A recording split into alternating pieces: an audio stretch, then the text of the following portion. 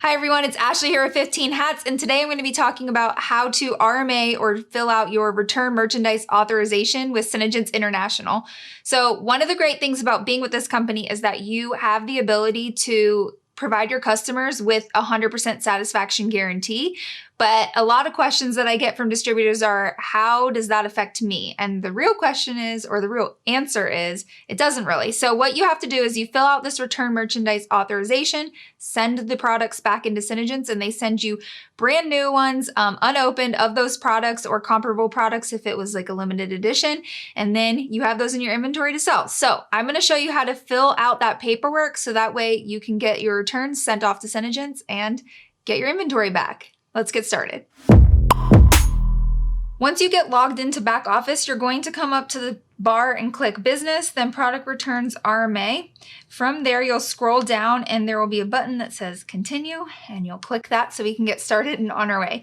From here, it's going to be whether you want to do a customer return or if there was an error with something that SeneGence sent you or like a product exploded in the mail, which sometimes happens with how rough FedEx can be. So depending on which one of these it is, you'll select that. We're going to pretend for this sake that it is a customer returning a product to you. So then it's going to open up this next window and you will put in your client information. And then you'll put the date of sale because you only have 1 year for your client to return product to you. And then if you have the possession, or if you're in possession of the invoice, you will go ahead and click this box right here and then hit next. Once you open up this page that has all the products listed, it's easiest if you do the search bar and hit the search button. If you hit enter, it gives you an error message. So you want to make sure you hit search and then you will fill in what's being returned. So we'll just pretend that one burgundy shadow sense color is being returned to me from this client. So then you'll hit return and then it's going to ask you a series of questions about why the client returned it. So for this, it's saying, are you returning one burgundy shadow sense, which was returned by a customer? So yes, that was the correct product. If it wasn't, you'll click no, and then it will take you back. Then you'll say the customer was either dissatisfied with the purchase or the product was and packaging was defective. So we'll say they were dissatisfied and it's because they didn't like the color, which is majority of the time what ends up happening. So then it will ask you if you have any other returns from this client. So sometimes clients will return 2 or 3 products. Sometimes they won't return any. Most of the time it's usually like 1 here or there. You're not going to have a crazy amount of returns. If you're helping your clients with product knowledge and troubleshooting and teaching them how to use the products, because our products definitely take a learning curve and you need to teach them how to use the products because they have crazy technology. So make sure you're teaching them and you'll have less returns. So then it's saying, do you have any other products from this customer? And we're going to say no. And then do you have returns from other customers that you want to include in this RMA? So one tip that I have for you when doing RMAs is to not send them in every single time you get one. It's going to cost you shipping and it's just not necessary. So I usually do them once a quarter and that way I can compile multiple together. I'm not going to run over that 1 year mark for returns. So I usually do it once a quarter and then ship them all in. So if you have any other returns from other customers, you'll say yes, and then you'll go through that process again. So I'll just go ahead and put this in and we'll say we're returning 1 plum lip sense. And then let's see, same thing. Yes, I'm returning that. We'll say the product packaging was defective. And then you can say what was wrong with it, whether it was a product or a formulation issue or a product with packaging. I've only had an issue with product packaging and someone just snapped the top off. So that happened one time in my 3.5 years and it was quite interesting. So we will post that and we can say it's leaking.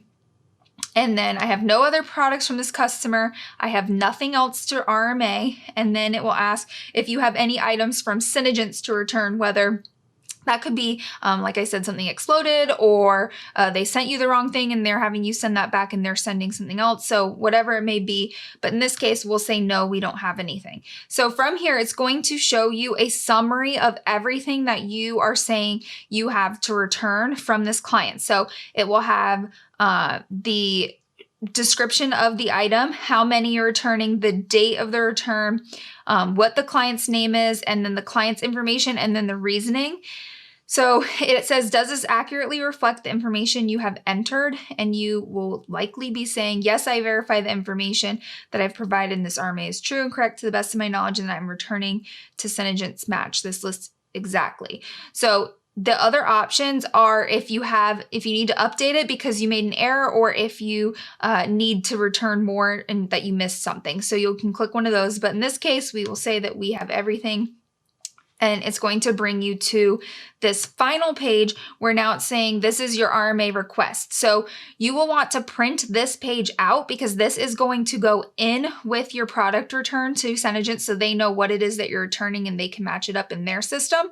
But also, I like to print a PDF of this just to keep on my end so I know what I'm expecting back. SeneGence is going to send me one of each of these as long as it's still in stock. So I should be receiving from this a plum lip sense, which this isn't a real RMA, so I'm not really submitting this, but I will receive a plum lip sense and a burgundy shadow sense back from the company, but burgundy is a limited edition shadow sense color. So if that happens to be out of stock when I do this return, they will send me a shadow scent shade that is closest to that. So I won't be out any money, and it will be something that's close for my inventory so that way I can sell it to another customer. So you will print this. And then the other thing to note is that for each one of these, you want to include the actual invoice from the client. So I use Square to track all of my shipping. If you need to see more Square videos, I will make sure they are linked on this video.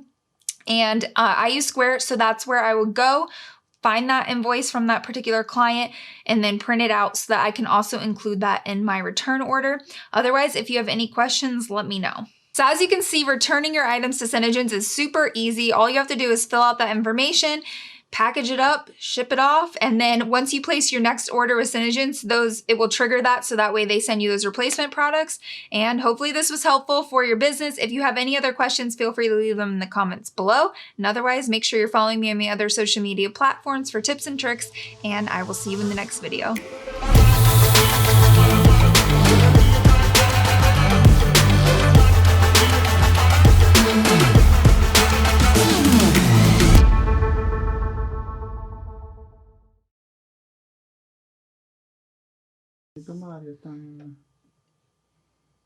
That's awkward.